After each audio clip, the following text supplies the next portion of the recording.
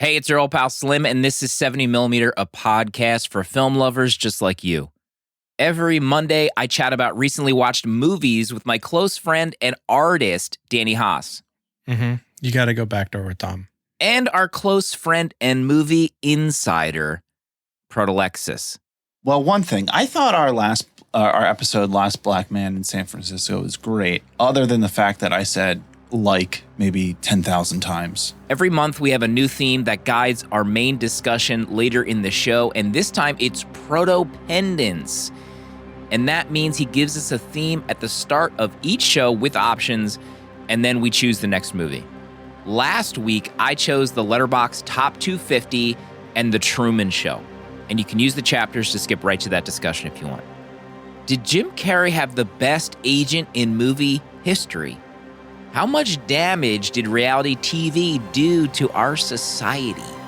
Let's find out together.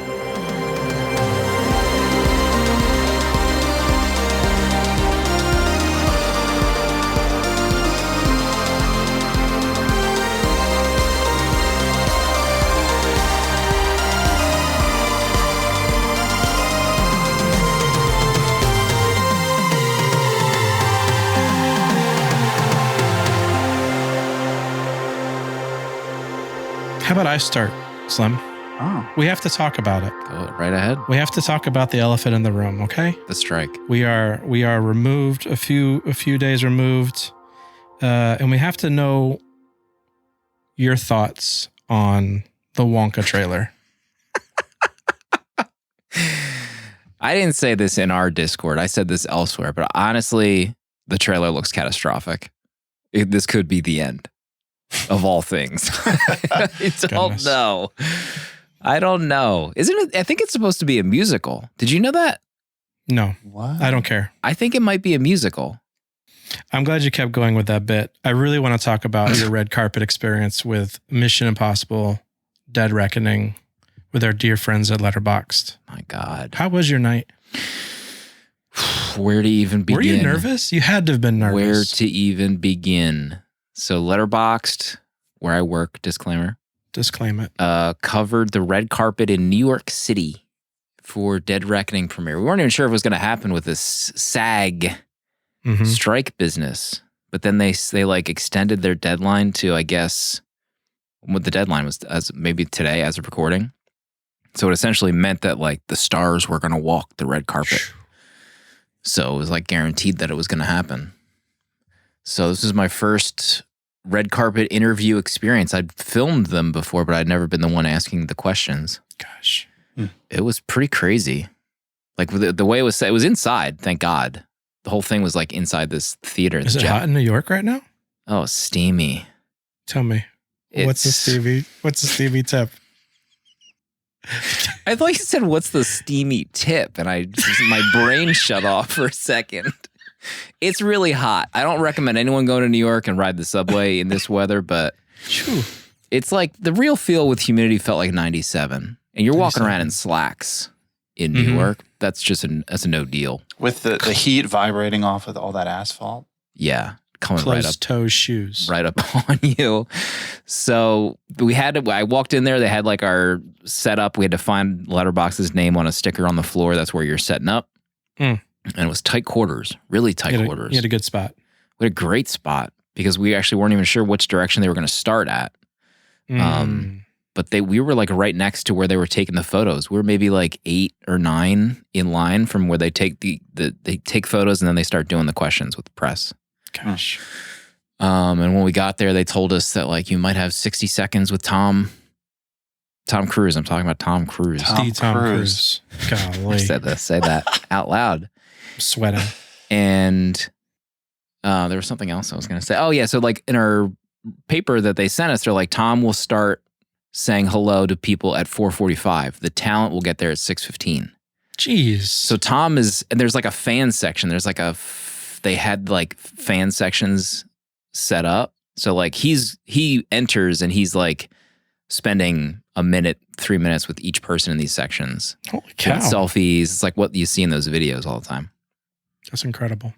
And like all the while, like he starts getting nearer to us, but then I see like Chris McQuarrie shows up. He's taking photos, and then he's like right at us. So it's like, okay, it's happening. It's happening. I'll go more in depth on my Tom Cruise podcast, but there's a few things I do want to bring up. Like, we usually ask like the fun questions at these things, like, what are your 4 favorites? It's become like our thing at Letterboxd, where it's like the expectation is you'll ask these questions. And it's like fun to hear the recommendations from actors and directors and stuff. But we knew that Tom wasn't going to give us 4 faves. Like, we had a prep meeting, like, what should we ask him? Because he's not going to give us 4 faves. Like, if anyone does like any research on Tom Cruise, it's just he'll dance around your sorry ass. He's not going to give you like what he thinks are the best. So we thought that we had like an in that, like, what if we ask him, okay, the theatrical experience of the Mission movies is like paramount. You know, you want to go see it on the big screen. When you look back, what are some memorable big screen experiences you've had? What was the first movie you saw as a kid? And then like, if nobody said anything, like, I would say like, oh, you know, I remember the first movie I saw in theaters. It was the Ninja Turtles. And I remember going to see Star Wars being re-released. So that was like our test. That was going to be our first question. Yeah. You got to go backdoor with Tom. But we're talking about Tom Cruise here. He knew it. He knew. He knew it. He 10 saw seconds you. into his answer, I knew we were getting nothing from him. Like, I knew it. But yeah, like, so that's jumping over the fact that like I could see Tom like 5 feet from me. There was like a countdown I was doing in my head, like, and I was sending in like Slack, and I was like, Tom's 5 feet from me. Like, he's almost here. And so, did he make eye contact with you? Is that what like I initiated looked directly into Tom's eyes for 3.5 minutes during this interview. Oh my God. And you touched. We did. So we shook hands. Oh my God. And I asked him that question, and he's doing his Tom Cruisery. Like, he's tap dancing on my face with his answer. Like he's on autopilot. So then I had planned, you know, Mitchell and I had at Letterboxd had talked about like how I can weasel in some other things. So I had planned a follow-up that, like, depending on his answer, I would say, well, you know what experience I had, Tom, was seeing Vanilla Sky in theaters opening weekend in 2001. Gosh. And I was like, so what is it about that movie that you think resonates with people after the year? So he gave this really great answer. Again, he's not giving like movie recommendations, which is really kind of like what we look for in those social clips. So it's not like really ideal social fodder. It was kind of like slim fodder, really. So then I see he's like, you know, at the end of his sentence, he's like, you know, it means a lot to me that people still connect with my movies after all these years, especially with Vanilla Sky. And then I said, you know what, Tom, it means a lot to me too. And I shook his hand, and that was the end of the conversation. Oh my God. Yeah, it was amazing. Wow. Amazing. Unreal. Well, that's it, everybody. This is the last episode of the show. Mission We did it. accomplished. So all that to say is that screening, that red carpet, like, the press for that particular screening didn't go to the screening. You could, like, there was a second level at this place where there was, quote, influencers, like social influencers, some of which that I like recognize and knew. Like Patrick Willems, who does the popular YouTube channel. He's on Letterboxd. I saw him floating about. I tried to get his attention, but I couldn't. So I think primarily the people that went to the screening I'm not sure who else was there, but it wasn't like press.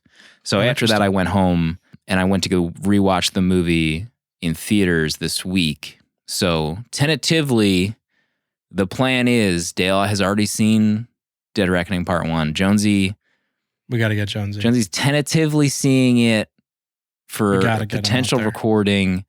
It all depends on Jonesy. He's not going to listen to this by the time he should have seen it, but we're going to be recording. We'll talk about Tom in depth on that show, Interview with the Podcast Vampire. So beautiful. Lifetime achievement unlocked in New York City for Unreal. sure. Rebecca Ferguson was there. Everybody. I know. Carrie Elwes. But one of the themes that I thought was so cool was, you know, depending on who the person was and how much time I felt like I had with them, because their like handler would like sometimes just like tell you to wrap up, like depending on if you got 1 or 2 questions.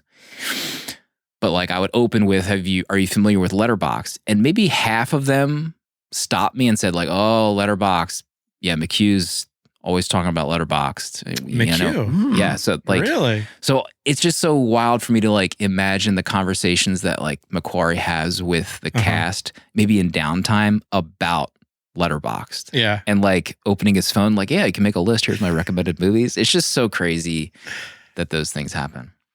I also didn't ask McHugh his 4 faves because in interviews, he doesn't want to talk about his 4 faves. He's the same way. He's not going to pin down. He's like, he's probably someone that would change his 4 faves like every week. So he doesn't want to ever just give 4.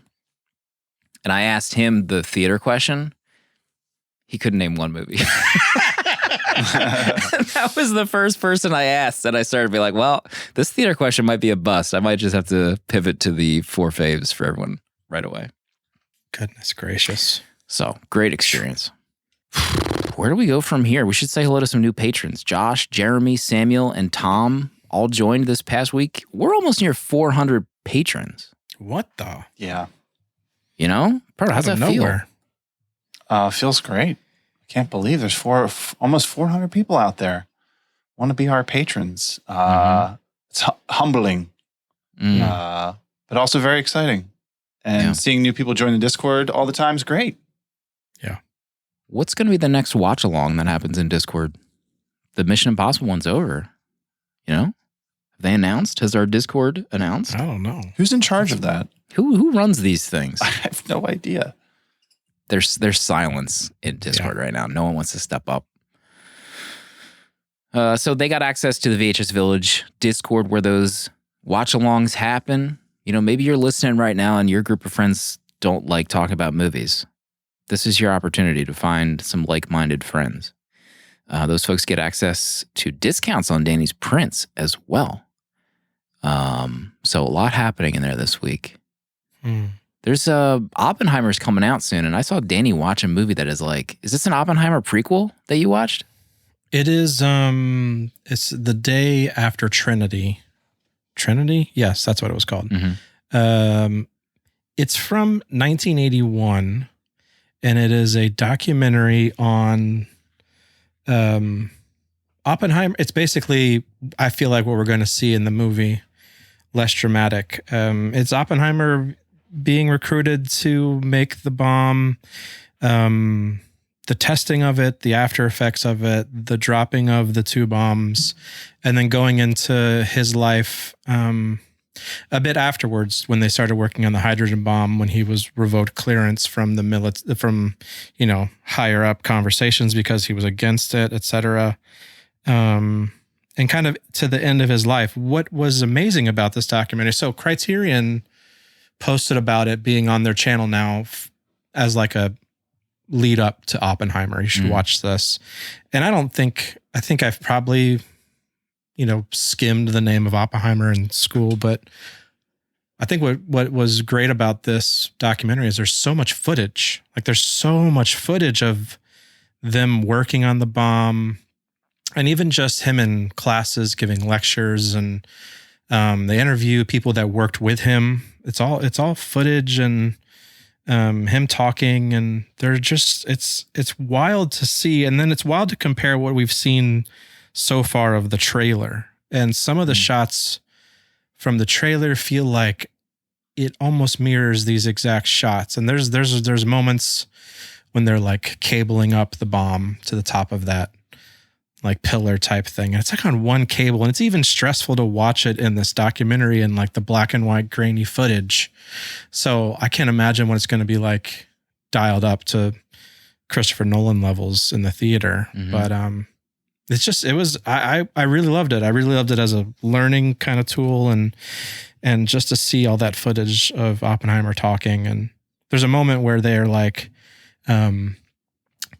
July something, 1945, a Pontiac sedan pulls up, and it's holding the entire amount of plutonium known in the world is in the back of this Pontiac sedan. And they're like, the driver needed a receipt on delivery. And they're like, the approximate value in 1945 of this is $1 billion in this back of a rusty old Pontiac sedan that they show pull up. I was just shocked.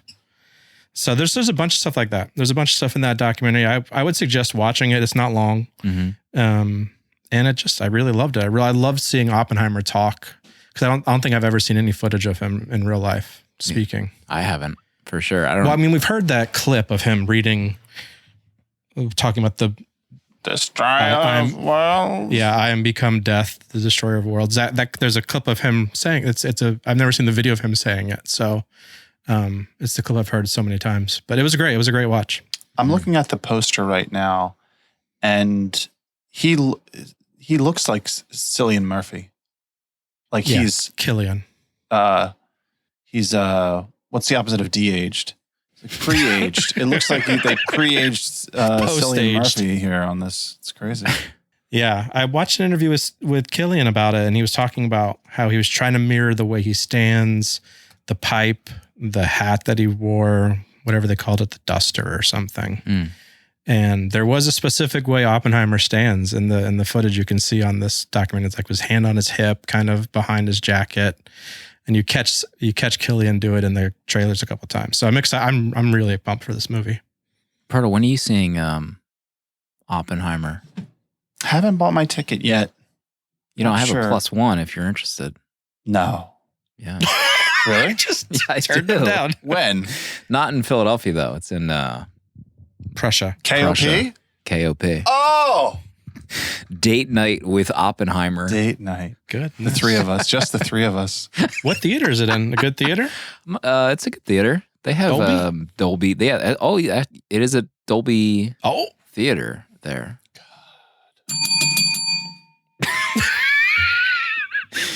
Well, Mosh says I want to go to the KOP IMAX. Maybe it is IMAX. I'm pretty sure I saw a Dolby logo in one of those theaters. Can you have a Dolby and an IMAX in the same chain? Is that a thing that's possible? At the same chain? I don't know. I thought Yeah, the Dolby was AMCs have AMC. I got to do some more research here Do your and research. prevent any further doxing of Do locations. your own research. Send me the itinerary. We got our tickets for Oppenheimer and Barbie on the same day. Oh, Double feach. Barbenheimer. Feach. We're doing it My word. Friday. Just That back to was- back. Anything in between to like unwind? Lunch. Oh, In between lunch. Unwind going- lunch. what are you having for lunch in between those films?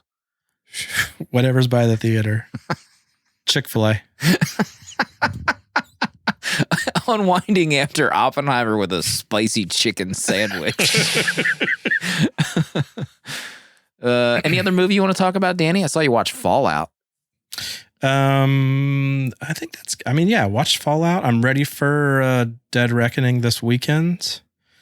Fallout's 5-star, easy 5-star. I think it's definitely my favorite post the first one, I guess. It's gotta be the best of the moderns. That's about it. Yeah.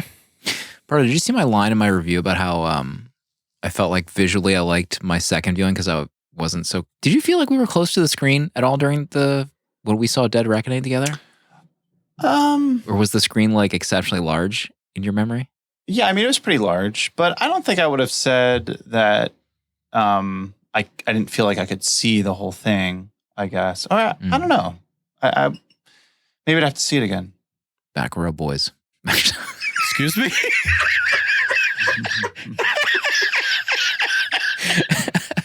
Knew it as soon as I said it. It was I mean, bad we were pretty news. far back. We could have been further in my memory. Well, there was Excuse like me. 3 more rows behind us, so we could have been, yeah. Big mistake on my part. Those seats. Every week we give out a free year of Letterboxd Patron. Backdrop, name in the lights, stats, your favorite streaming services. I saw, I saw 2 reviews tagged. One of which was for The Truman Show. Oh. If you want to attempt to try to win that year of Patron, just tag your review 70mm pod. If it's not that exact tag, I don't look for it. I'm not looking for it. Gosh. And don't tag back row boys either. we don't search those tags. If that phrase is saved in my Google, all my algos are going up in flames. One of these reviews cracked me up. Actually, I think this one might have been it. Well, the first one was for The Truman Show. Ghost of a High Five is the letterbox name. Watched this movie with my roommate last night. Forgot how funny Jim Carrey is in this movie. The little bathroom gags are hilarious. This watch had me wondering what it would be like to work for Christoph. How boring would it be to make the same loop around Truman's neighborhood day after day? That magazine salesman. What did he do with the rest of his time? What do you think that magazine salesman did with the rest of his day? It's probably like a 9 to 5. Probably went home to his wife and kids. Golly. Yeah, you leave the set. Yeah. It's a job. The other review they tagged was Last Black Man in San Francisco, our previous episode. Nobody owns anything. I don't even own the library DVD I used to watch this movie. There you have it. God, an actor strike would be detrimental to the Truman Show production. Oh my God, yeah. No strike in the history of that show. Sheesh. Wow. 30 years. They must have been paid real well. Scabs. That's the ticket line. I bet you that magazine salesman was a scab. Proto, you watched a movie. First, I have to give Proto some props. Yeah, we have to. Can we give Proto props? Props? Back row boys. Hashtag. Proto's been pumping out these UFOs to our patrons. I'm not sure if it's just interns that are getting these, but Proto, what the heck are these UFOs for those that aren't all in the know on our Patreon? Well, I've thought about this for a while, and one thing, I thought our episode Last Black Man in San Francisco was great, other than the fact that I said maybe 10,000 times. Checking myself, listening to me talk. So I was thinking about that. I thought, how can I get better at that? Well, one thing is I could do more off the cuff talking about movies. So these UFOs, what I try to do is I finish a movie and I just hit the record button on my iPhone and see what happens. So it's fun to talk about a movie, and they're about 5 minutes long, of just me, what my initial thoughts are of the picture I just watched. And these are things that, when you're thinking about a movie right after you see it, some things that won't ever make it into the review that you write. So I get to share some thoughts and think about the movie before I write the review. And it's probably a lot of things that wouldn't be in the review anyway. Mm-hmm. So I've been giving them to the interns just as a little bonus. I did publish one today for Das Boot that I watched. Oh my goodness. And I it was for all the patrons that we have as a little Protopendent celebration gift to everyone. I do have to just real quick interject. When I got the notification or someone posted a screenshot and I was sitting next to my wife, Amanda, and I looked at it and I was like, does that say 9 minutes? And I moved my face closer to my phone to verify it said 9 minutes. And Amanda was like, what are you doing over there? Just moving my face closer to my phone. So very exciting. Yeah, so I'm having a lot of fun, doing these. I'm making no promises that they'll continue or how many I'll do. Here we go. They say the more you do something, you can form a habit. So I've done I don't know, 5 or 6 of them now. Yeah. And it's a lot of fun. People seem to like it. Good for you. Good for you. Proud of you. How's the AFI journey going? Oh, yeah. We need to check in. What's the number at? What is the number? Let me look real quick. Okay. Check it out. Let's pull up the list. Load it up. I am at 78 watched. Ooh. 78%. Wow. There. Wow. That's a cow. That's a passing 22 grade. left. Yeah, and I was able to watch, let's see, I watched 2 this past week. One that I was very, very nervous to get done. I had the DVD sitting on my desk for a while. Yankee Doodle Dandy. This is a real movie? This is a real movie from 1942. It stars James Cagney. Wow. He plays George Cohan, who was a song and dance man from the early 20th century. And he did vaudeville stuff, but he wrote Yankee Doodle Dandy and a ton of different musicals and Broadway productions So I guess he's kind of a legend probably in Broadway. So it's a story of his life. It's a biopic. And I actually really had a great time. I gave this 4 stars. Oh my gosh. It's black and white, and I was just like, I don't know. But the dancing is really incredible. James Cagney is an incredible tap dancer. And I found the music just a lot of fun. Like the song Yankee Doodle Dandy, like the musical that's about, they showed some of like the performance and what they would do on the stage. And it's just like it was just like really funny and fun. And there's a lot of gags in the movie, like revolving around his life. So he just does a lot of like funny things. This character of Cohan, he was quite the character in real life. So I had never heard of this guy. I'm not really a Broadway person. I enjoy musicals, but it's not like my thing.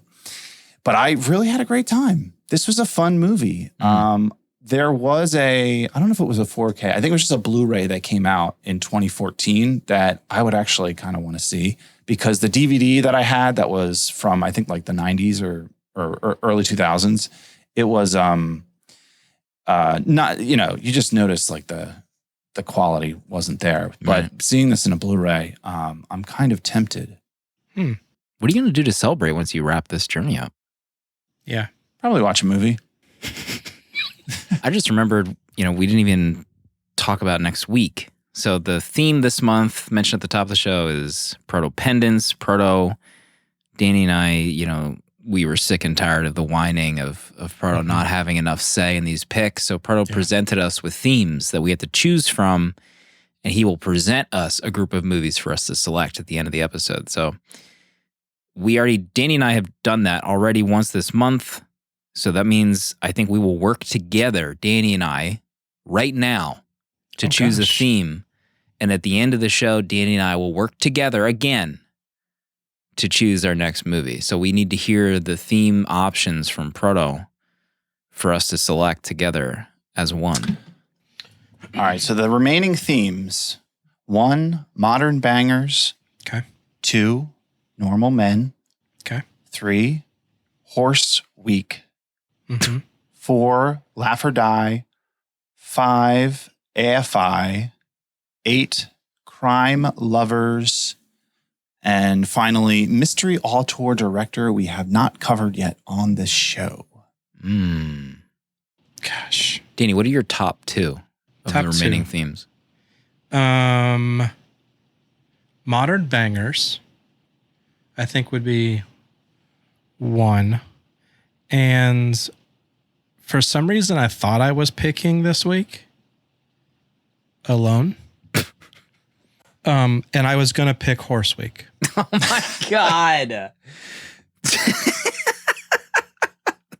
So we have to discuss. My 2 aren't even your 2. My 2 would have been... I know what your 2 are. What are they? Easy. Smarty pants? What are they? Normal men. No. And crime lovers. Yes. Crime lovers is in there. The other one would have been mystery auteur director we haven't covered. So we need to meet in the middle. We don't even align. We need to meet in the middle somewhere, even though we're so far apart. I like mystery auteur. Okay. Do we go with that? I'm into that. Because you're not into horses. I'm not picking Horse Week. As much as people would want us to pick Horse Week, I'm not there yet. All right, let's do mystery auteur director we haven't covered yet. Haven't covered. I love it. Me too. I love it. What is it? The mystery director. Is this one director, 4 films by this director? Yes. Oh. David Fincher. Whoa, for real? Oh my God. Fincher Week. Okay. So we have Zodiac. Okay. The Game. Okay. Shoot. This is good. What's The Girl with the Dragon Tattoo? Okay, that's a no. And Panic Room. Oh. Panic Room. Oh my God. Goodness. Let me look these movies up. Get Jared Leto back on the show. Do you know offhand if any of these are streaming? No, that has not been a factor at all for me. Okay. All right. Wow. No Panic streaming Room. anywhere. Let me see. Panic Room is a rental, $3.99. I've got none of them on streaming services. Zodiac. How's Zodiac not streaming? It's not even I feel on the like Max. it was. Zodiac recently. says this is another one of those dumb Paramount Yeah. Plus on Apple TV. Oh, that's not a thing. It's made up, right? That's not real. Yeah, it's fake. That means Nobody you've knows- got to check Prime Video. That's think that's right. what You know it what? is. That's a good idea. Let me look up on Amazon. Slim, I have two. I'll give you my okay, two what now. are they? We'll decide at the end where I'm at. Right? I'm easily at Zodiac and The Game. Oh my God, Michael Douglas. Michael friggin' Douglas. I'm looking up The Game to see where that is. Stars TV. Who even has Stars? Even is this? I'm just catching up on chat. My God. I'm still scrolling. Holy moly. All right. We have till the end of the show to marinate. Yours was Zodiac and The Game. Yeah. I've never seen Zodiac. And I'm tired of people telling me I need to watch Zodiac. Oh. So my top two. Okay. Well, then I think we've decided. Hold on. We have an hour or however long this discussion is to decide. But my top two are probably Zodiac and Panic Room. Have you seen Panic Room? I Oh, you're about to say I love Panic Room. You're about to say it. Panic Room was one of my first DVDs that I ever bought. I have only seen it once, and I remember it liking it.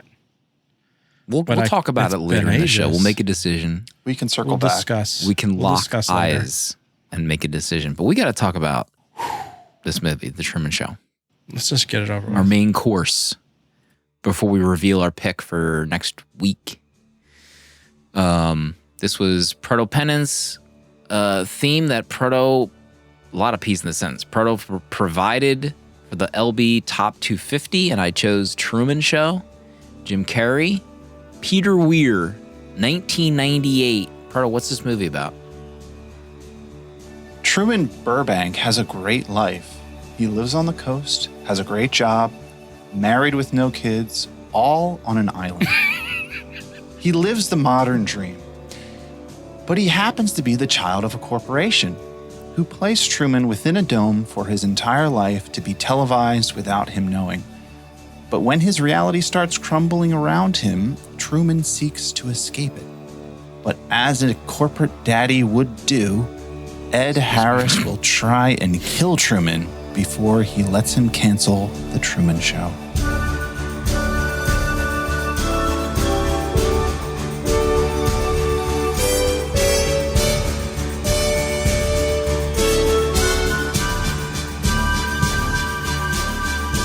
Golly. Wow. 4K on Prime Video. At least that's where I watched it initially. And then Guardian Angel sent me a 4K disc in the mail. Fired that up. Or at least I tried to watch that on my Xbox You had issues. Series X. I mean, the archaic design of the Blu-ray experience on Xbox, someone should be in jail. My Xbox turns off. If I hit like pause and shut off my TV, and then I open up my Xbox and I go to the Blu-ray app, it starts as if I never was watching the movie. Who designed this? There's like 5 different ways to pause a movie with an Xbox controller, and they're all wrong. They're all different from every streaming app that exists. You know, you open up a streaming app, you know what the buttons do on an Xbox. Right. You know how to fast forward, you know how to stop, you know how to pause. It's the total opposite in the Blu-ray app. Whoever, we need to move on. I want Colonel Nelson in jail. With his big ass cuffs rolled up in his dress shirt. Major. Oh, he hasn't my made it to Colonel. Major Nelson. He hasn't. Same thing. He's stuck at Major. Yeah, he's just like Tom Just and like Maverick. Tom. People asking why he hasn't been upgraded yet or promoted. Danny, what's your history with The Truman Show? 1998 came Where out. were you?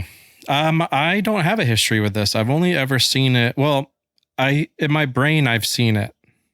I don't remember sitting down and watching this film. I know. I mean, I'm assuming I have. There's so many beats about it that I remember, but then that could just be the pop culture zeitgeist shoving it down my face. Zeitgeist month.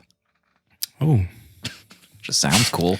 does sound good. Yeah, I don't really have a history of this. So I was very excited to watch it again for this. Pro? I'm pretty sure this was like a TV viewing back in the day for me. And then I did watch it recently. I think I watched it right before I started logging movies on Letterboxd. So it's Pre-log. BLB. Yeah, I think it was probably like 2019, which actually now that wasn't that recent. It's like 5 years ago. I know. Yeah, I was it's thinking about that crazy. the other day that like the pandemic started 4 years ago. What? 2019. That's 4 years ago. Right? Can someone Is that- confirm my math? Is that that real? Right? What year is it? I don't know what. I'm just saying it feels like last year. The real feel is 4 years, regardless of the math.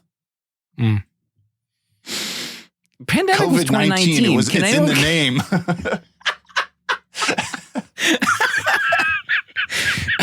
Kev just told on himself. My history, I also remember this being like a TBS, TNT. You know, this is on all the time growing up, constantly. See Jim Carrey. Jim Carrey was on my TV a lot growing up. You know, he was in this, that we talked about in the Man on the Moon. That wasn't even the movie we did. We done it. Did Andy, that one. Andy versus Jim, the documentary, the famous documentary. We talked about how he had like a run over many years and was getting paid like $30 million to do these movies. He couldn't do no wrong. Also, a Liar Liar app would be pretty fun. That was just before this. Liar Liar. Golly. His run from 94 to 97 was Ace Ventura, The Mask, Dumb and Dumber, Batman Forever, Ace Ventura, Nature Calls, Cable Guy, Liar Liar, and then Truman Show. Yeesh. Cable Guy, I remember really disliking as a kid, but I'd like to go back and watch that again. I feel like I just didn't get the dark humor. Yeah, I loved that when I saw that back in the day. Dark Humor Month. Mm-hmm. It was right after Zeitgeist month.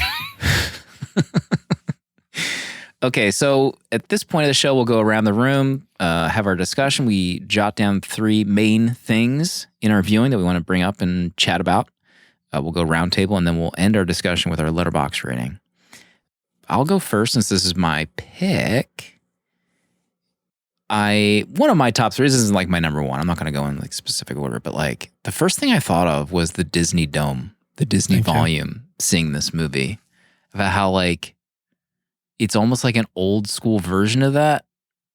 Like they built this city, this island for him to just like live and exist. And it's just so like, I just had like a weird experience going back to watch this in like the post reality TV show boom.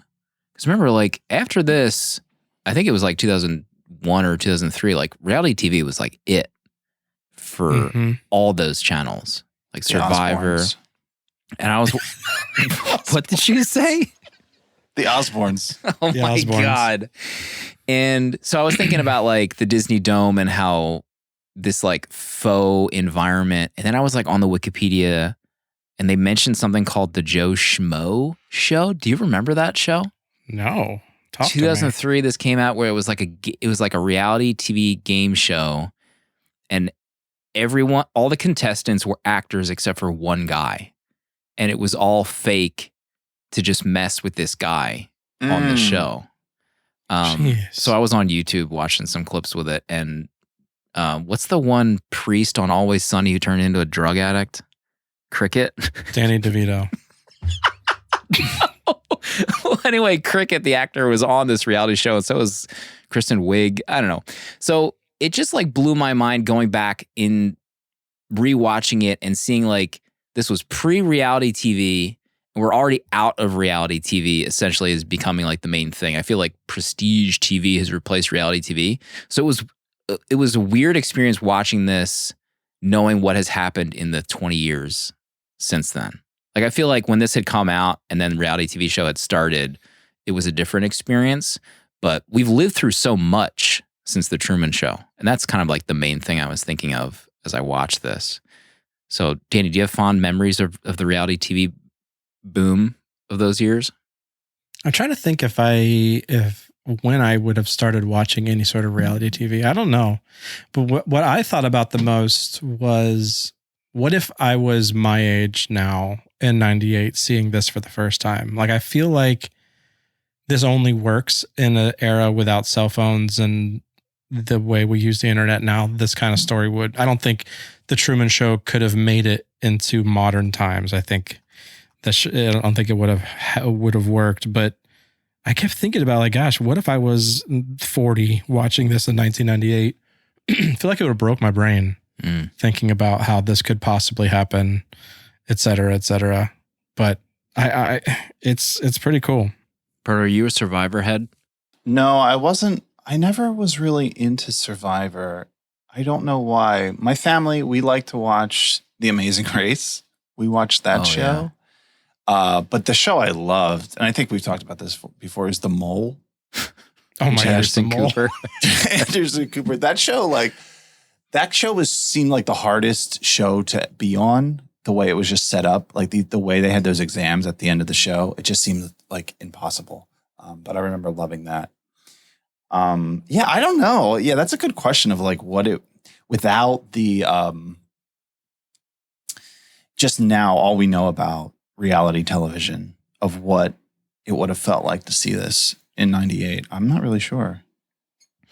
Not Jada Kiss points out that it was a time where network show could still have the nation's attention. That's true. Like, there's like 10 channels for the majority of like us growing up, but there's just like so much BS for us to watch and on different platforms and different apps. It's so hard for something to really like have the majority of a nation watching. I guess like Succession is probably the most recent example of that, where like a large percentage of your friends are all watching, and then they become like super annoying and you never want to watch the show again. Mm-hmm.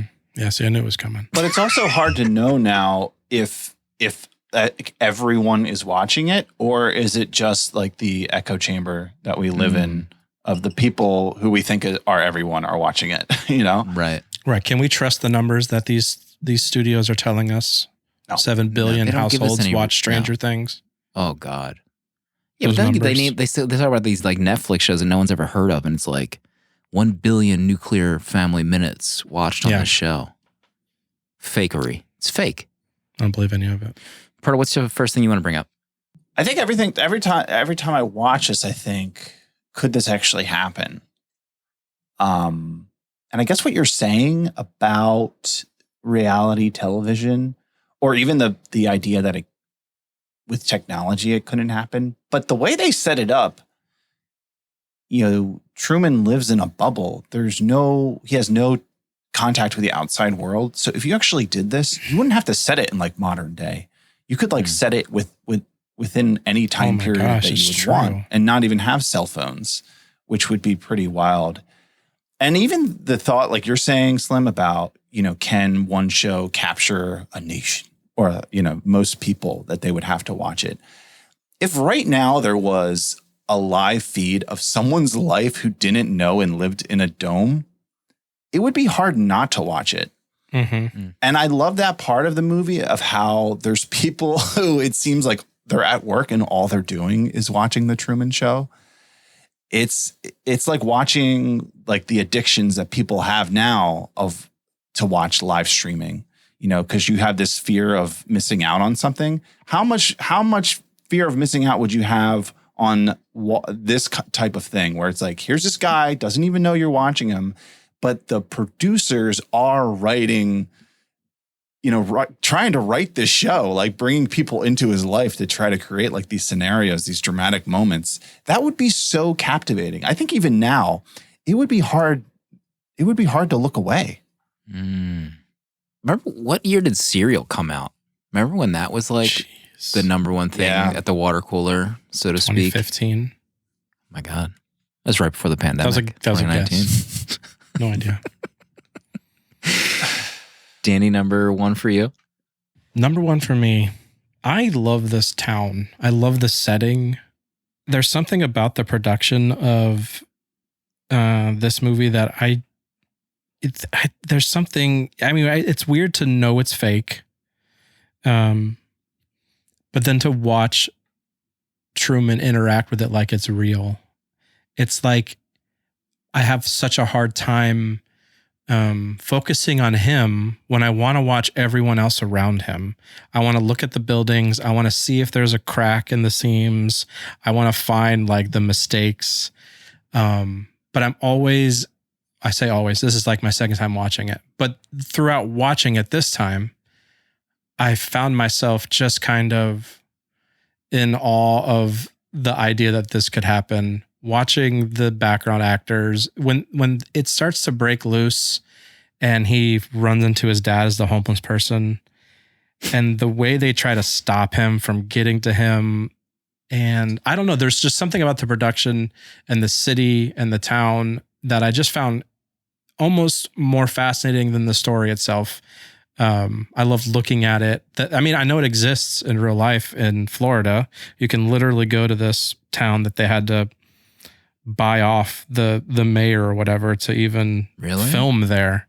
They didn't want it. They wanted their little seaside city untouched.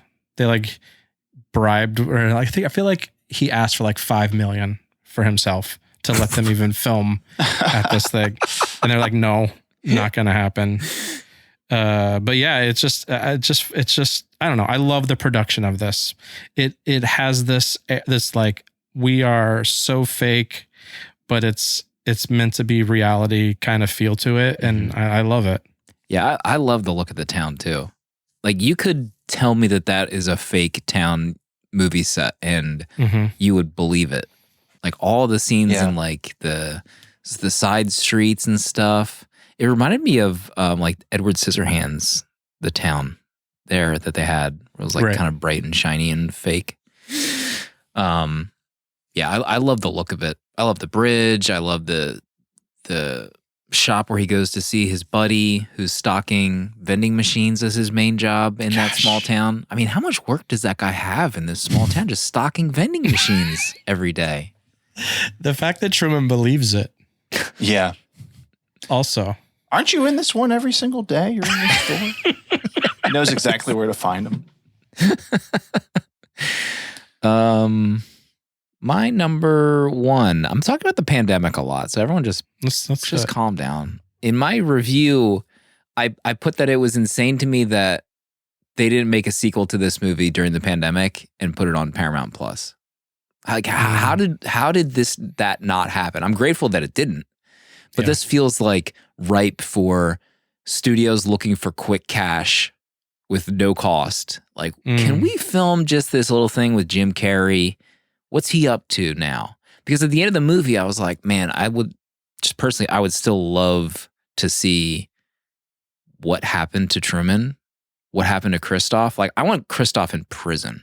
Oh, you want a sequel after he walked out the door? Or at least like, I want to see what happened. I want to see what happened to him after. Like, did he get with the high school sweetheart of like one night? I'm just like, I almost like want fan fiction of like what happened after this movie. And I'm just so shocked that nothing was made in this world after the movie. Whereas there's just like so much crap that was turned out in the pandemic of sequels and like follow-ups. Like, wasn't there a Father of the Bride that we talked about in one episode? Proto watched it and loved it with Jenna. Well, that was one of those Zoom videos though. Yeah. Oh my God. Where it's like, it's a movie, but it's just the actors on Zoom pretending to be their characters as if the family is having a Zoom meeting. My God, kill me. I mean, they're catastrophic. I get like in another world, there's a Christoph Truman Zoom conversation happening, and it's like the Truman Show 2 on Paramount, hosted by Warren Beatty. And then Warren Beatty calls in. It would have been Josh Gad. Josh Gad would have hosted that conversation. Basically, what you want, Slim, is the 50 Shades of Truman. I need more. I want to find out. I'm always against sequels, but I kind of want to find out what the heck happened. You're always against sequels. Well, always is a strong word. If I could take that word back, I would. I don't think a direct sequel to Jim Carrey's story of Truman's story is appealing to me. It would be more appealing if they tried to reboot it with like a new baby, like a new character. More so. How much? I mean, did they say how much that dome cost and like that city in the movie? No, I don't think they did. They might have said it at the beginning of that interview. I can't remember though. It was You nuts. could see it from space. Yeah, that was pretty cool. The zoom out and it's like gigantic. Pro, what's your number 2? My number 2, I think the main thing I had issues with watching it this time was the moment when Truman starts to doubt and the reality, the facade begins to crumble for him. It didn't seem like the thing that happened to him was like big enough to initiate that. Of course, it kind of like layered on top of things, and he saw more and more that it became pretty obvious. But it felt kind of like all of a sudden he's very paranoid or he thinks something else is going on when it seems like these things would have been normal for a while. And he like at the way the show is produced, it seems like it had like a lot of mistakes throughout it that he would have like found out earlier rather than finding out when he did. I don't know. I just didn't really buy that this time for whatever reason. A light falls from the top of the dome in the beginning of the movie. How many times has this happened? 0. That was the first light that's fallen in history. I mean, for the filming of the Truman Show, it's like these things breaking around him after decades of being in the dome. Like, when do they upgrade their product? When do they upgrade their question? When do they repaint the sky on the wall in the back? Right. Yeah. I mean, you're right. When did they paint this guy? 30 years ago, and it still looks great. Right. I don't know. I was kind of shocked that it took that long into the movie for his like breakout. I thought the breakout was like sooner almost, and there was like more of a search for him. Having said that, I still loved the way it unfolded. And like you thought that like when his dad is brought to him and he had like amnesia and you think that he's like, oh, he's back in, he buys everything. But really it was like, he's officially out. He's like, I'm so out of here. I'm going to come up with a scheme and go missing. To be honest, all that stuff worked for me just as well as the first time I saw it. I don't know if Danny, you thought the same or otherwise. I think as a whole, it kind of works. I wish the movie was longer. I think it's too short. Everything just kind of happens at a quick pace that I just wish they would have given us a little bit more of Jim kind of losing it, or Truman, or not losing it, but I don't know. I would have liked a longer part of him coming to grips with reality that he's living a lie, or his life is a show or something, because it all kind of just happens real quick, and he's digging out or whatever, and he's making a break for the water. But I don't know. I wanted more of it. I wanted more because I think Jim's amazing in this. And that's my next point. I wanted more from Jim because I like him in a serious role. Yeah. So that was your next point, Jim? Yeah. You wanted Jim. more? Because I feel like at this point in his career, he's been the funny guy. And while he's funny in this, it's not like Jim Carrey ! Funny. He has his like charming kind of, the way his mannerisms are. But when he's serious, I think, this is like the beginning of his like kind of serious career. Not serious career, but he does more serious movies after this. I really wanted more from Jim because I think the ending of it is kind of pitch perfect. His performance, when he's sailing away, the way he looks like on the ship, and like kind of, I think it's either after the storm hits, kind of like leaning back, looking up into the sky, his realization that he's run into the wall at the end. It's like Jim's incredible in this. And I think I'm honestly shocked that he wasn't nominated at the time for it. I think only Ed was for Best Supporting, which I also find kind of weird because he's not in it that much. Yeah. But yeah, Jim's incredible. And I would have liked to have seen him kind of lose his grip with his fake reality a little bit more in the middle section than kind of how it kind of plays out. Yeah, I feel that this movie has a few really great ideas that it's playing with, and it's on the cusp of saying something or giving a little bit more of what you want, but doesn't ever get there with any of the ideas. Of just, here's a guy in a dome and like an alternate reality than the one we live in. But, they don't ever compare, like, give us a mirror to think of, like, well, what does that mean about our reality? Or the people that are watching Jim do this, like we see them watching, but it doesn't really say too much about like what that means about them. Or just like living in a society where every day kind of feels like the same, or people are doing the same things. There's like a lot of cruel ideas in this, but it just doesn't ever get over the edge for me of saying something profound. Like this movie feels profound, but it just doesn't get it out far enough. I feel like I said that to Casey too when we were done watching it, because I was like, yeah, I liked it. I kind of wish it was a little bit more existential or something. There's just felt like something missed for me a bit. And I think a lot of it has to do with the transition from his losing his reality. I feel like maybe like your detrimental opinions of it work for it in the way that it became a mainstream success.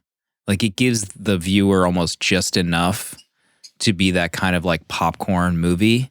Yeah, and you don't have to really dwell on the potential negative thoughts on our society, where it's kind of like uplifting at the end. It doesn't give you more than it needs to. It gives you just enough to enjoy the ride, and then you can think about it or not.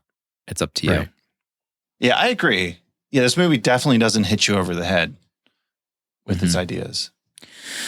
Let's talk about my last point. Maybe let's talk about Christoph, our boy running the show with that hat. What kind of hat? What's that hat called? Do we know what those hats are called? A beret? Is it? Isn't there a brand that name? That hat? Isn't there? The Green Berets. Kangol. Was it a Kangol? I don't know. I mean, it was a definite look. So when like the movie started, several people are typing.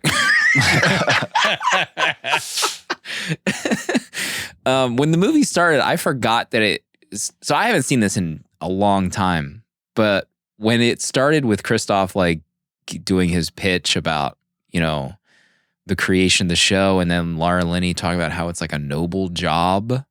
I mean, these people are sociopaths. Right. Everyone involved in the production of this show, they need to face hard time, in my opinion. Everyone involved. And Christoph, like, it's so crazy. I loved it again, rewatching this movie. And when he's like crafting the stories, like the big moments in their lives, like the death of the dad. Yeah. And the return of the dad, and he's like directing those scenes. Those are some of my favorite moments of the whole show. And it's almost like he's like this artist, this highly regarded artist, and then he like directs these scenes, and he's like so exhausted. He's like takes off his little earpiece and he like goes to bed. He's like, oh, I gotta go to bed. So I liked rewatching. I love the character. I love the conversation at the end of the movie where he's talking to Truman like as he's thinking about exiting. And how he's like he talks about him. He's like his son. So yeah, he was probably my favorite character on this watch, personally. You saying that now, I think if they did, I could see them doing a remake of this, but it being a series where it's like each episode you follow the production, and maybe they're like the show's getting canceled and they have to like wrap it up in some way. Or like try to keep it going, like get it funded. But having like the counterplay between like the production side and the inside of the show, and seeing both sides of that would be really compelling. Yeah. I think. Oddly enough, one of the executives, you mentioned like a show that blurs the line between production and the product, is the agent from the Larry Sanders Show, which is one of my favorite shows. And they like blur the line between talk show and the behind the scenes stuff. So I thought, I've never seen this guy in another role, but he was in this movie, which I thought was funny. Also, they do try to like end it, right? They try to like kill Truman in that storm at the end. Yes. What do you even do if that point you just adopt another child and like just start everything over again? I wonder what the end game was there. Can corporations go to jail for killing people? I don't know. Ask the question. It doesn't make any sense. Prote number 3. We've covered most of it. I do love the scenes of seeing all the people watching the show. There is the bar. I think it's called like the Truman Bar. And I just love it how the bartenders all working there aren't even serving anyone at any moment. They're always just watching the TV. And then there's those 2 security guards who are sitting together. And I love how the movie ends with them of like, here they are. We see them watching the show. That's as if like that's all they do. And then when Truman walks out and the broadcast ends, they're like, well, is there anything else on? What do you want to watch? Yeah. I love that. But those scenes just, and the characters that they make in those scenes are really well done. Yeah. The guy in the bathtub. Yes. Lord have mercy. I can't imagine watching a TV in a bathtub. Yeah, like the death by electricity potential is just too high for me. it. Yeah, he is asking for it. Mm-hmm. Danny? Where'd my phone go? Gosh, lose my mind. I guess it's just kind of small notes. I like the score a lot. I thought was it Peter Weiss or something? Thought he did a great job. I kind of loved the ending. I love the music in the ending part. I think there's a part where he's sleeping. The music is kind of beautiful. Yeah, that's kind of it for that. Wow. Trying to think of anything else that I'd love. Is this a 3-star from Danny? It's not. No. I will go ahead and say it's a 4-star. Oh. Yeah. I think this is a great movie. I wanted more from it. Like I wanted, I don't know. I didn't connect as much as I thought I would. I didn't connect to Truman. I think probably because I've never had that kind of lifestyle of his to like see the day in and day out of that kind of stuff. But I found myself really wanting more out of it than I got. Maybe I expected too much. Maybe it's on me. But I think it's a great film. I think it's one of Jim's best. I think Jim's incredible in it. I think the supporting cast is incredible in it. I think Laura Linney is great as I love when she's giving her ads. That's just funny. Like it's really funny and kind of on the nose for who we are. And yeah, I'm at 4 stars for this. Okay. I had a great time. Okay. How about when they like direct him in front of that fried chicken ad at the beginning of the movie? Like a costume for the conversation, the twins. Honorable mentions from me. We haven't really talked about, but this was like I feel like this movie was like a cultural moment. This was a gigantic movie when it had come out. Like everyone was talking about this movie. It was super popular. I love the vignetting of the cameras, the hidden cameras. I mean, how many cameras, my God, they have in this city? It's got to be insane. When his boss sends him to that island, because he's like, this is after he starts asking about Fiji. He like wants to go on a vacation just to get out. And he needs to go get a ticket for like the trip off the island. And the one guy is like, one way or return? And Truman is like, return. So they're like doing all these, I didn't catch that in the first viewing, but I caught on the second one where they're like just all the little things that they're trying to mentally, subliminally tell him to not go anywhere because you'll die if you do. And just like the boat resting there underwater to bring back the memories of his dad dying. I mean, the dad death is just psychotic. Like that's why I was saying how Christoph and everyone involved needs to face hard time for what they did to this poor boy. I mean, it was his desire to like go out in the water. His dad told him it looks like it was going to be a storm, and the dad ends up drowning in front of him. Drowning. That's why he wears the camera ring the whole time. That it's ring, his dad's ring. Oh, I didn't even catch that. I was wondering why the hell he was wearing that. That's how they got him ring. to like wear it like a heirloom. Okay. The music when he's in the revolving door, when he like starts to have that moment where he is wondering maybe there is something going on, and he like puts his hand up at the cars and stuff. So cool. Oh, the trip lady, when he goes to see the what's that job? What is that job called when you organize trips? Travel agent? Yeah. The trip lady. She's still wearing her makeup napkin when she goes to visit her. I thought that was funny.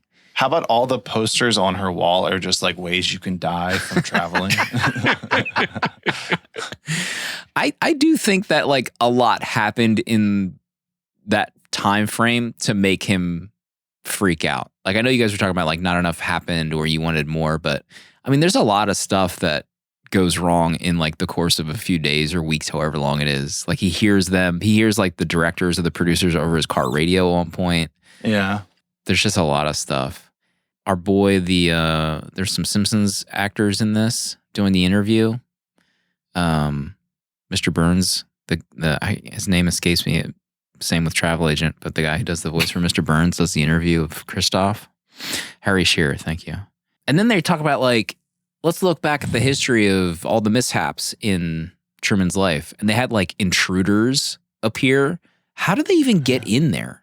How do they get past security to like be on live TV and trying to tell Truman? I don't really get that.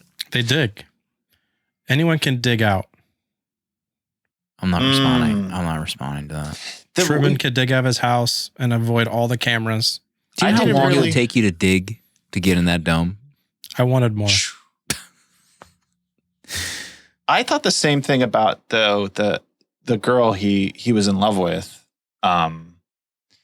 who is on the set, and it's clear you can tell that like Truman has something with her, right? Oh yeah, but she's like given direction, like it's like obviously the producers are like, no, we got this other woman, in line. So if he comes up to you, just kind of ignore him. But don't you think they would have just like taken her off the set, like to remove any risk of like, no, this is too dangerous. You're just going, you're not even in the show anymore. Right. I wonder if some of that was like, maybe she was a ratings draw at a certain point. Like maybe when they were together, people were like really tuning in and they were just kind of like nervous that like, yes, we're getting ratings, but we got to pull her soon. Yeah. Kind of like what they did with Laura Linney's character, where they're like, we'll have him like this other lady in the office. Oh, yeah, that's right. And they replaced her real fast. Yeah. Yeah. And then, I guess anything that would be happening with Truman, that would be like organic. You would want to keep in the show because those would be the best things. When Christoph explains about how they covered up the dad's missing with amnesia, Harry Shearer is like, brilliant. Yes. Love that in the interview.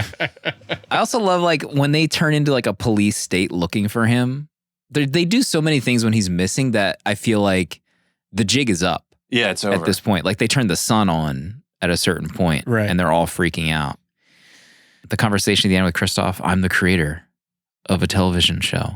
Like the really on the nose stuff. All the viewers are complicit, I had in my notes. Where the one guy at the end, he asked where the TV guide was. The majority of people watching this movie know what TV guide is. I'm at 5 stars. I love this movie. Oh my gosh. Wow. Fantastic time rewatching this. I was glued to the TV.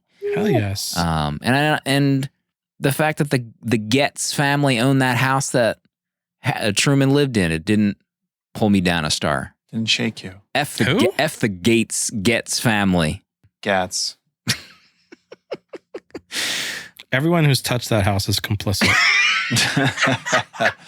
Put the Getz family in prison alongside Christoph for their crimes against Everyone society. on the Truman Show in jail. Guy's a scumbag. Both of them. Proto? Wow, so happy to hear that. There's so many great little gags in the background. Like everything in the newspapers, I love. Like after he gets, he sees his dad as the homeless guy, and then the paper the next day just says "crack down on homeless," and like Truman sees it, like what? The scene with her crossing the fingers in the wedding photo. Oh my gosh! How does that get past quality assurance? And how does she think that cancels the marriage? Right. Like this is your job. We didn't really talk about his friend Marlon, who's like his best friend, and I guess he's been on the show. How about that guy? Like his whole life has Child been a actor, show. yeah. Child actor for 30 years. Same Insane. character. But I love that line where he's like, if everybody is in on it, that would mean that I'm in on it too. Yeah. And he says that so sincerely. And that's like, that's a great scene. Cause it's like, man, you're right. Everyone is complicit. How about when he looks in the camera too after he can't find Truman? And he's like, what is the line? He like looks directly in the camera. He's like, I can't find him. He's gone. And Christoph freaks out, tells him to cut the feed. You know, that one camera that's in the grass, that's right where the hole that he dug out of.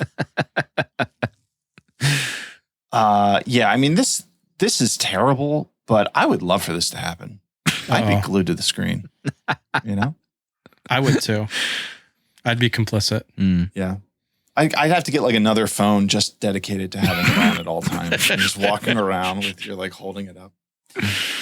Yeah, this movie does kind of have a twin because there's Ed TV came out the next year. Oh, yeah. Which is that was the Ron Howard movie I was thinking about.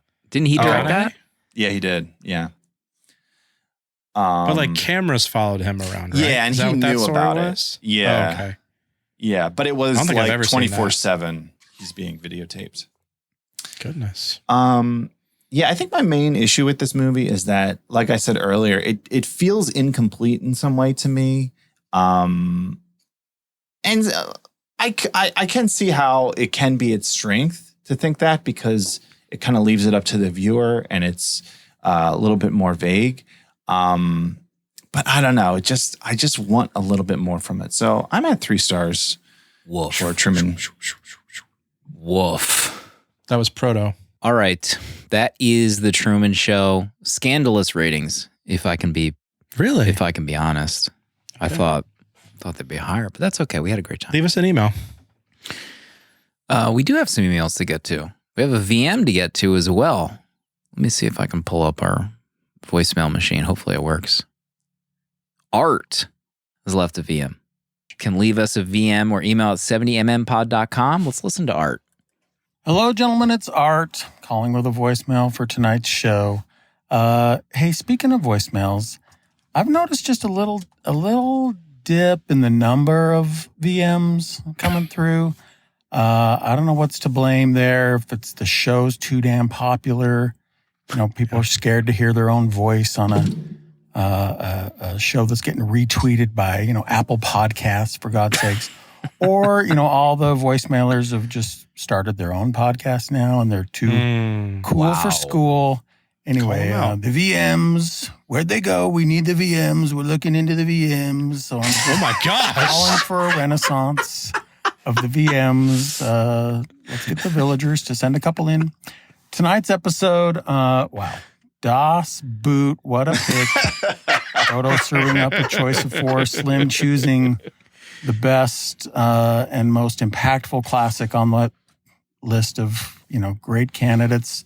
Been in my top 4 from the beginning, and, you know, you start a rewatch of something in your top 4, it's a little nerve-wracking.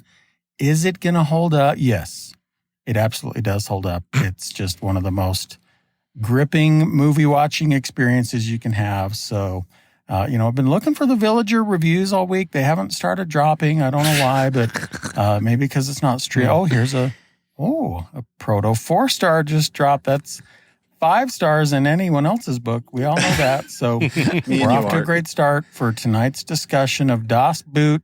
Looking forward to it. Love you, boys. Good night. Wow, Art. Was not expecting the impression that came out of Art's mouth during that. That was VM. scary. That was frightening. I've never heard Art do an impression slipped into that in my way life. too easily. Listen, no one should ever feel forced to leave a voicemail. If they feel the need to leave a voicemail, then that's when you leave a voicemail or email. So don't you sweat it. I don't sweat it, and neither should you. But we do have some letters to get to. Aaron left us an email. Hello, Proto, Slim, and Danny. I don't normally send emails, but wanted to share The Truman Show story and the sick, perverted joke my brothers decided to play on me during my first viewing of this amazing film.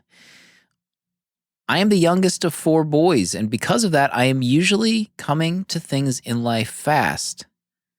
The Truman Show was a favorite of my high school drama teacher, and she showed it every year in her film studies class, along with Ed TV, to compare the two. And as a freshman in high school, brother number 3 was a junior and taking that class and probably had just watched The Truman Show. He came home and was talking about it with my other brothers who had just taken the class as well. And I was asking about it, knowing absolutely nothing about it. They wouldn't tell me anything, and they insisted I just watch it instead.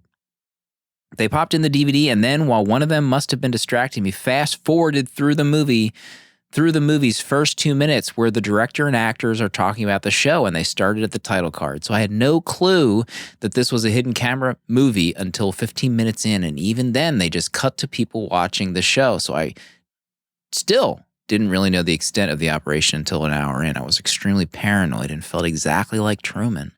All this to say, I honestly loved my first viewing of this movie. Even though it was a funny thing my brothers did to me to watch me squirm, I actually think it makes the movie a really good psychological thriller if they had cut the first 2 minutes and then all the shots of the people watching the show for that first hour until it cuts to Ed Harris. But that's probably just my love for thrillers coming into play. Excited to hear your thoughts and can't wait to see what's next for Protopendence. Aaron Zane. Pronounced like the nickname for Xanax. It's Zanny. Popping Thank you, some Aaron Xannies. I did read that the original script for this was a little bit more dark and Very like dark. sci-fi-ish. So I wonder if that was like what I Aaron think, maybe expected. What's his name from Mank? Gary Oldman. He screen tested the dark version of this script, which was like rainy New York. Really? Yeah. Yeah, that is. I wonder if there's a cut of this that just like removes all the behind the scenes stuff. I could see like a horror trailer. Someone probably. Yeah, for sure. Black and white. All right, Joseph is next. Subject line of The Truman Show. / Joseph, parentheses, Joe Jazzy. Goodness. Hello, 70mm and the lovely listeners. I wanted to write in because you're talking about my all-time favorite film, The Truman Show. I love this film for numerous reasons, from the impact it had on my personal life, letterbox review for more, don't want to get too wordy for an email on the show, to the stellar performances from Jim Carrey and Ed Harris, the final scene where Christoph is making one last play at getting Truman to stay, and the silence after he finished with, well, say something, goddammit, you're on television. You're live to the whole world. Are you kidding me? That's unbelievably good cinema right there. I hope all 3 of you liked the movie. Smiley emoji. I also wanted to say how much being a part of the Patreon VHS Village community has meant to me. Coming out of college and having most of my friends move out of New England, I was really struggling with the feeling of being lonely and lacking something to help me feel like I was part of a community. I was skeptical of joining an online group because of other attempts in the past, but it ended up being one of the most welcoming experiences I have ever had, and I believe that I've really made some genuine connections to many of the folks in the village. The community you've managed to build around the show is incredible, and I hope all of you are really proud at what you've succeeded in creating. Thanks so much for producing my favorite content every week and keeping me sane. Happy Protopendence, everyone. I can't wait to buy this artwork. Love you all. Joseph Joe Jazzy in the Discord. Thank you, Joe. Thank you, Joe. Thank you very much, Joe, for being a part of that community. Really appreciate it. Wait until you see this art, Joe Jazzy. Oh, gosh. Yeah. Wait until you see this art. I'm smitten by this art. Love this one. Part of those Thank DMs you. about this art. Are you kidding me? Yeah. I can't show my wife these DMs. Please. I'm in enough trouble as it is chasing normally. Joe and Chad, I've daydreamed about Danny art for this movie. I hope it was worth the wait. I think it is.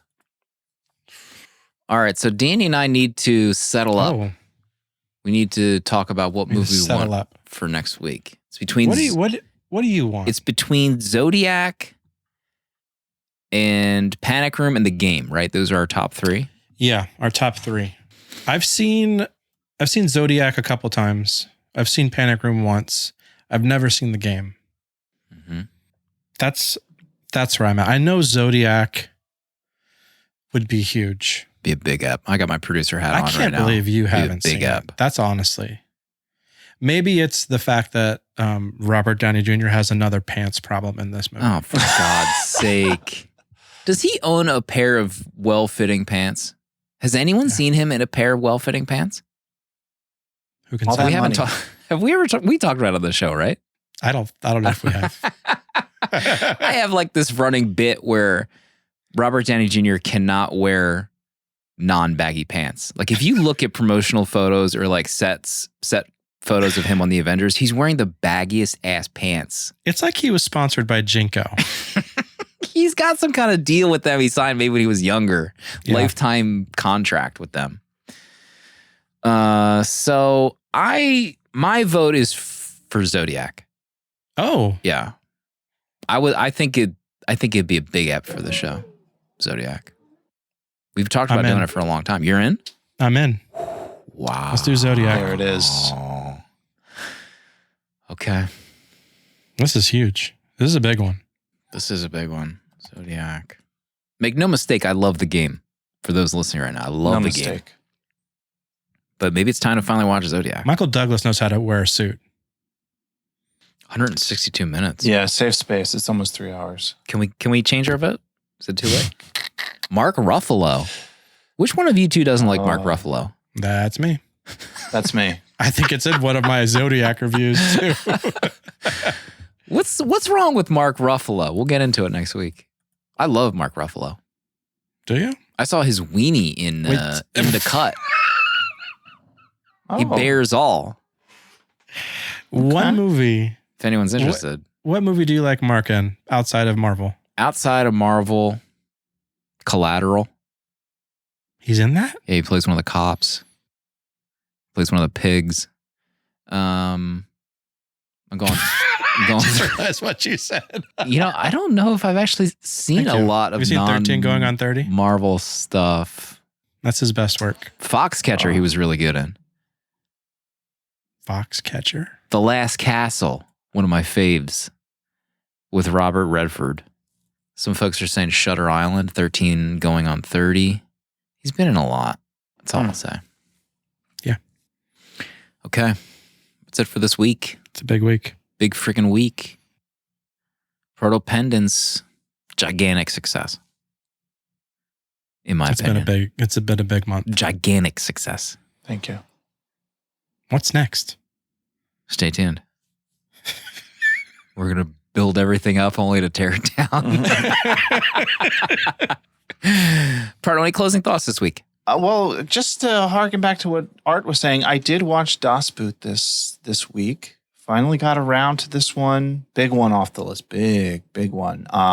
For me, I think this is the best submarine movie I've ever seen.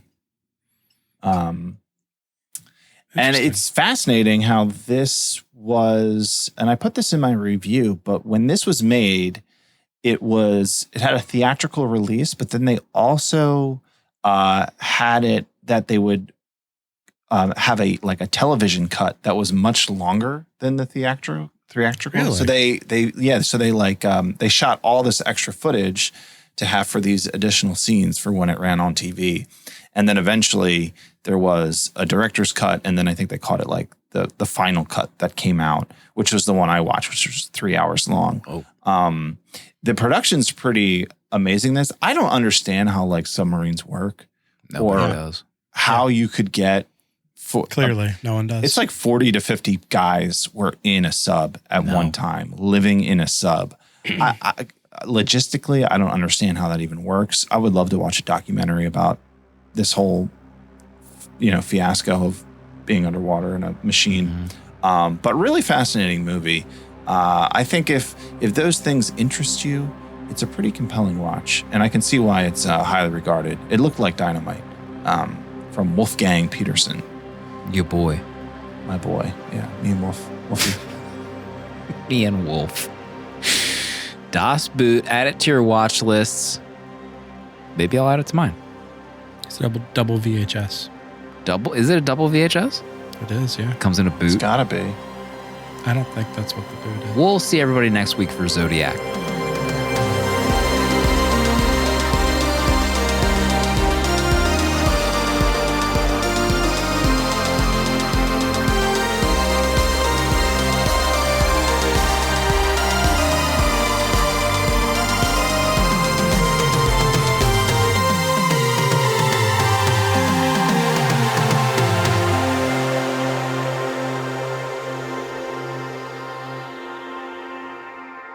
70mm is a tape deck production featuring original artwork provided by Danny Haas. Spiritual guidance and V'ger, the robot who loves movies, provided by Pertalexis. Producer at large, Dale_A. Transcripts provided by Sophie Shin and music composed by Cinematrix. Prints and other merch are available on 70mmpod.com. This episode was mixed, edited, and produced by me, Slim. Support our Patreon for access to our VHS Village Discord to talk movies with new friends, access to our exclusive episodes in the 70mm vault, discounts on merch, uncut episodes, and a physical membership card mailed to you. To check out other Tape Deck podcasts, find the link in the episode notes. And if you'd like to support our friends at Letterboxd and upgrade to pro or patron status, you can do so with a 20% off discount using the links on 70mmpod.com. Goodbye. This is a Tape Deck podcast.